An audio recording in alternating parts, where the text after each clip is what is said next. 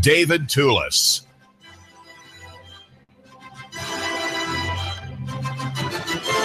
I'm still trying to get feedback for an essay that I have drafted, and I'm asking important people in Chattanooga who care about the racial divide, who care about the oppression of one group of people by another group of people, the state actors being those in the second category.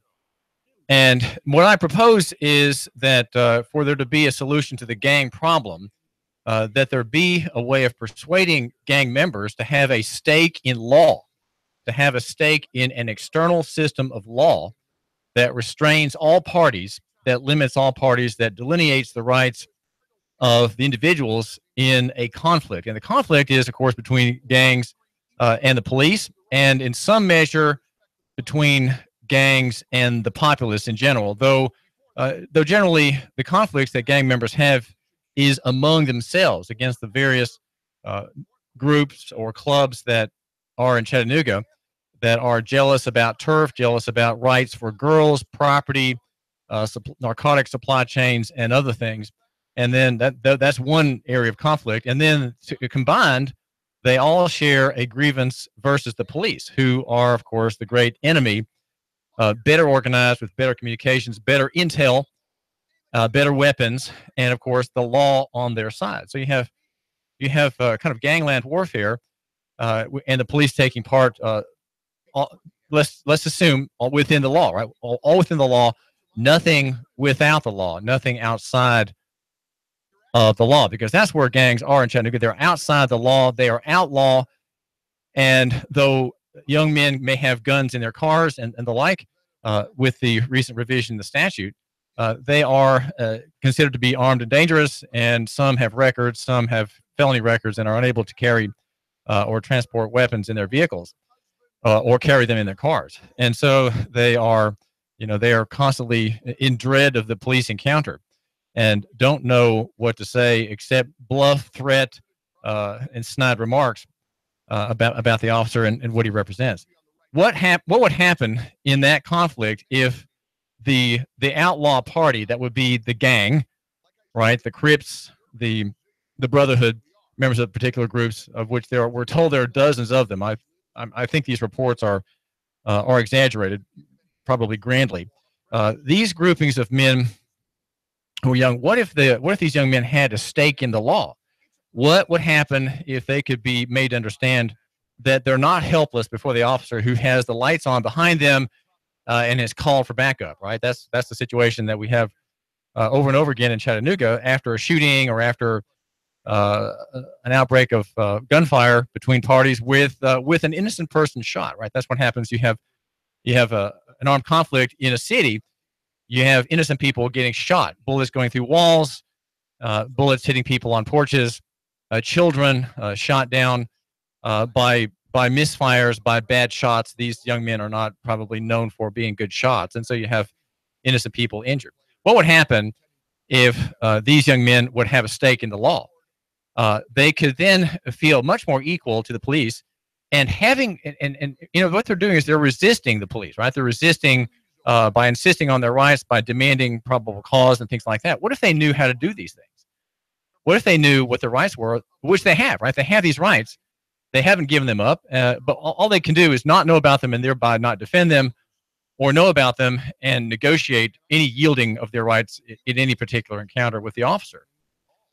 And if they had a stake in the law, they would suddenly have a stake in civilization, because civilization is based on external law outside the individual, outside the monarch, outside the king, the prince, the lord, the mayor, the senator, the chief of police, right? These are laws that are outside of any one person. The Christian understands this, of course, because he believes in the law of God, and he knows that law and grace are not in conflict. They are, in fact, serving the same God, describing the same God, in the Trinitarian God posited in the scriptures.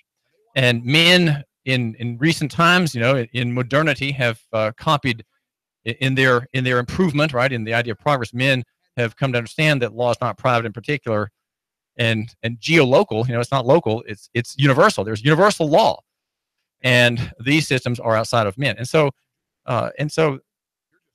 the Christian understands that statute reflects that same reality. Statute in Tennessee, the Constitution in Tennessee reflects the power of the state and also the limitations on the state, the limitations enshrined in the Constitution, the power of the state enshrined in statute. That's why law enforcement is called law enforcement, because it enforces statute.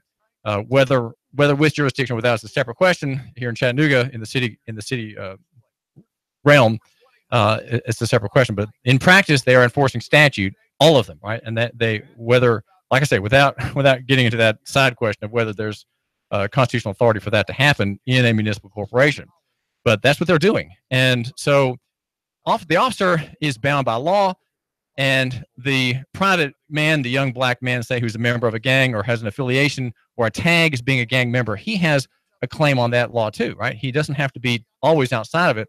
If he saw himself as within it, as asserting rights, defending rights, using procedure, demanding Rule 5 be honored, for example, when you're arrested, you have an absolute right to see the magistrate first, to review the charges, right? You cannot be booked.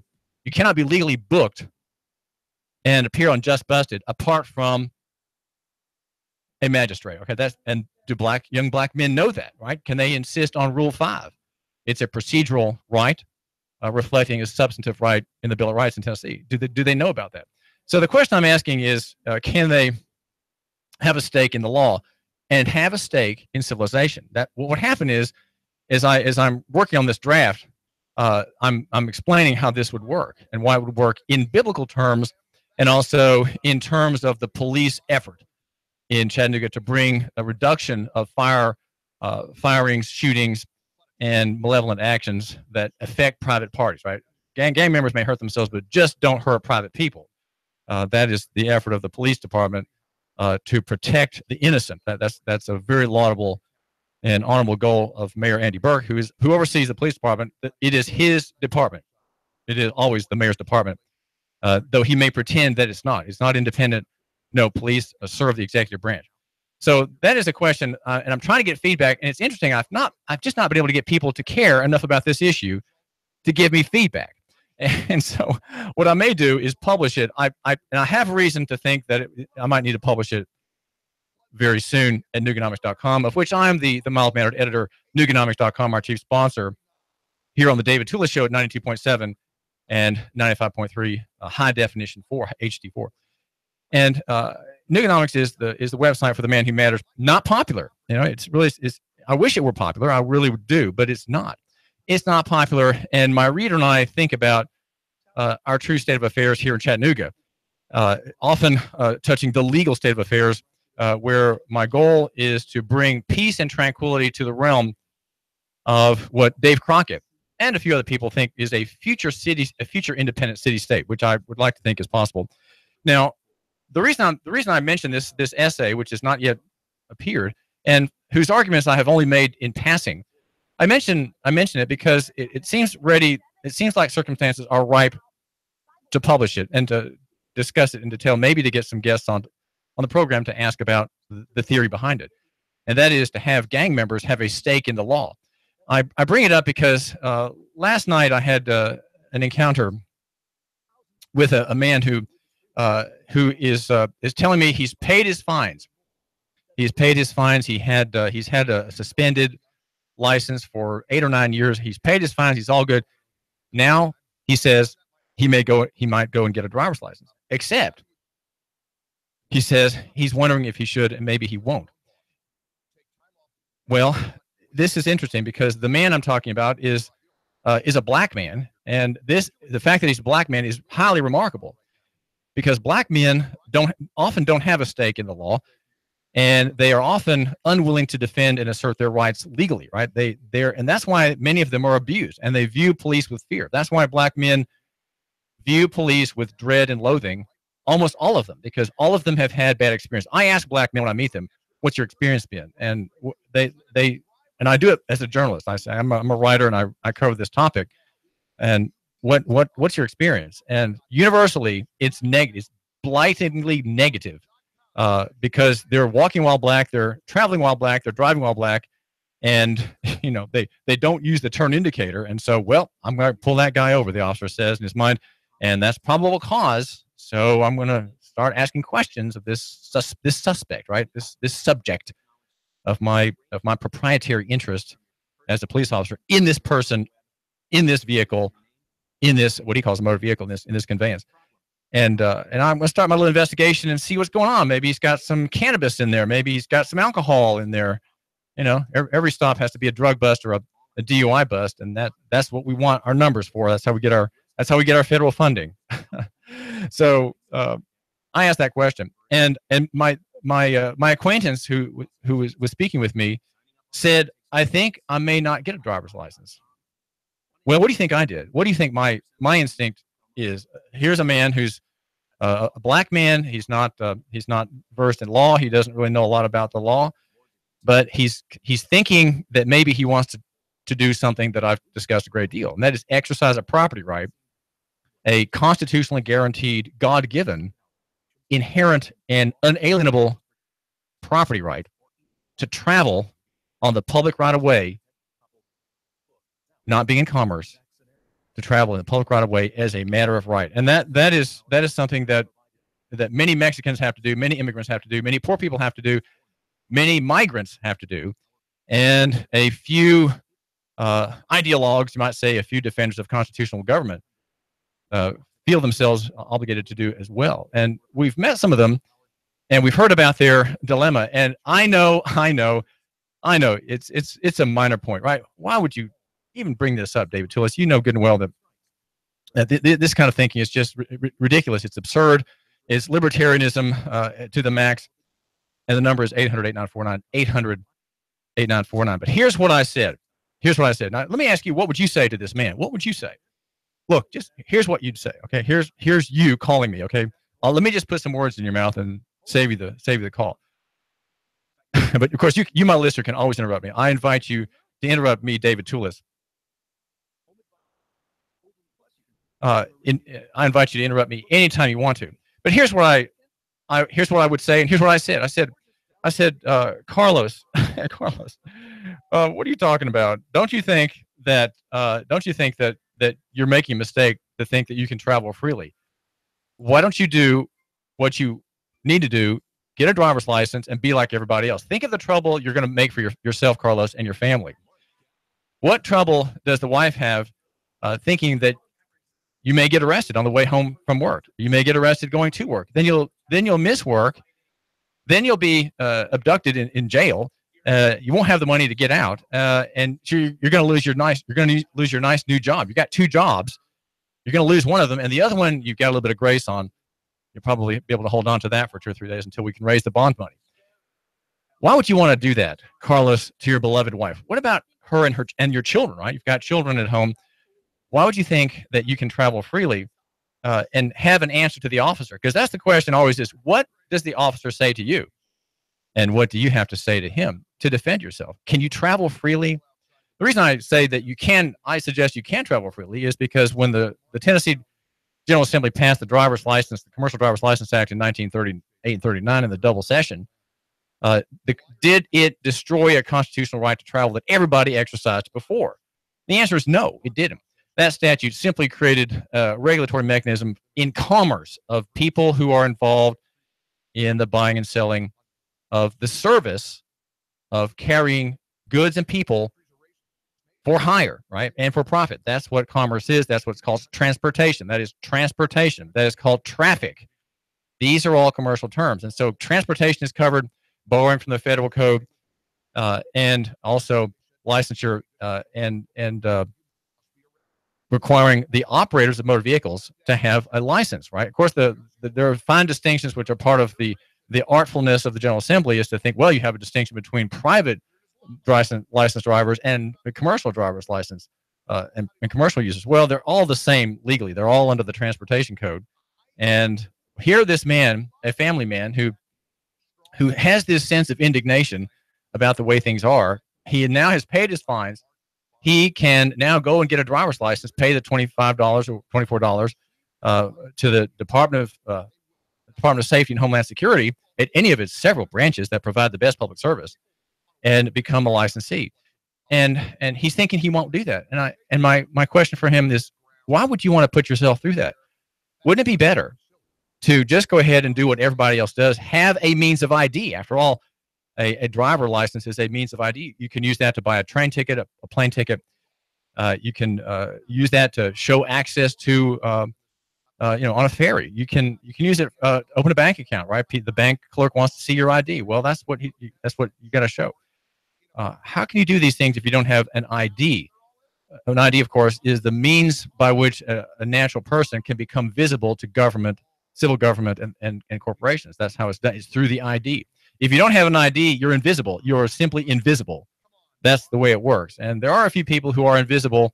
They are private persons, and they do everything privately. I know some of them, and I've written about them because their claims are intriguing to me. They're highly intriguing to me. 800-8949, 800-8949. And so my argument to this man is a Christian man, a black man, but one who doesn't want to go back into the system. He doesn't want to get a driver's license. And I'm arguing that he should. I'm arguing that he should pragmatically, not as a matter of principle, but as a matter of pragmatism, to avoid the pain and in a way to avoid the fear that you're always having in your breast when you are a free man. Because what he's proposing to do is to be free. Think about that. A black man is proposing to be free, and I'm arguing against it. I'm arguing that a black man should not be free. I'm arguing that a black man should apply to the state for permission to move privately his goods and his people and carry out his private intentions on the road. He should do it. He should not do it privately. He should do it publicly. He should do it in commerce as a licensee of the Department of Safety and Homeland Security for the benefit of himself and his wife and the tranquility of his estate, the peace of his estate, avoiding the loss of time that an officer's accusation will certainly bring to him in Red Bank, Ottawa, Saudi Daisy, perhaps, or East Ridge. All of these municipal corporations, Chattanooga, they all are on the prowl for people who are not fitting into the commercial paradigm imposed by the General Assembly and the Republican and Democrat governors that we've had for decades past, right? Since World War II, we've had this system. And why would a black man think he can be free? It's just the fact that he's black only adds, in a way, my sense of delight to talking about this story, because I admire him. He's courageous. And in another line of thinking, which I haven't mentioned to you yet, I'm supporting what he's thinking. I'm thinking, yes, we need a black man, especially a black man, to say, I stand on my rights. I stand on my constitutional, God-given, inherent, inalienable rights to use my car, for which I've paid, privately on the public right of way. The roads are owned by the people. The state is merely a steward, a trustee for the benefit. The beneficiaries are the people, including me. I have a right to be there. I'm not in commerce. I'm not making a profit on the road. I'm using the road for private purposes. Not in commerce. No one's paying me to go to church. No one's paying me to go to the Aldi to get groceries. No one's paying me to do anything. I'm not hired out. I'm not a partial carrier or a full carrier. I'm not hauling goods or people for hire. This is all private in my natural, proper person, in my persona propria. That's what I'm doing. And I'm not going to ask the state for permission to do that. Why would this man think that he can be free in making that argument? Well, of course, you understand what I'm saying here. I'm practically arguing that he shouldn't.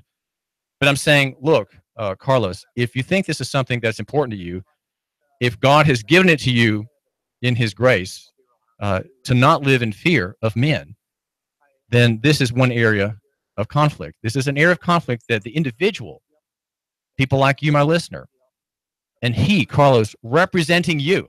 He's black. And if you're black, he's representing you. He's representing you, my listener who's black, to the good people in Nashville.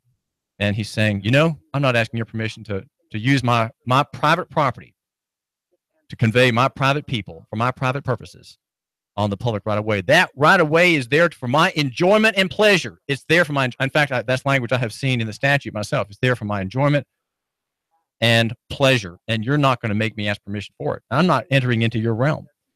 It's an administrative realm, and I plan to assert a constitutional right, a constitutionally guaranteed, God-given right. I'm not asking you. You see, that's the kind of spirit that needs to infuse the people of Chattanooga, the people of Tennessee, black and white. Hispanic, and Oriental, from India, from the American Indian realm as well. And it's the Minority Report. And that's what you get from me, David Tulis. I make the Minority Report, and I lay out the land for you. I scope out the deep state and how it is that deep state works, and what you can do to at least understand it. Okay? Maybe you can't find it yourself. But let me ask you this. What are you doing to improve what God has given us? Have you made any claims against men? Do you live in fear of men? I think that's what most people do. They live in fear of men. And the warning against the fear of man is one of those most repeated in the Christian scriptures. This man's a Christian man, and I think he's taking courage in God, though I'm telling Carlos, count the cost if you're going to do this, and ask your wife what she thinks. This is David Tulis. Hot 1240 Hot News Talk Radio with your Hot News Now update. The mayor admitted this morning that he used encrypted messaging app WhatsApp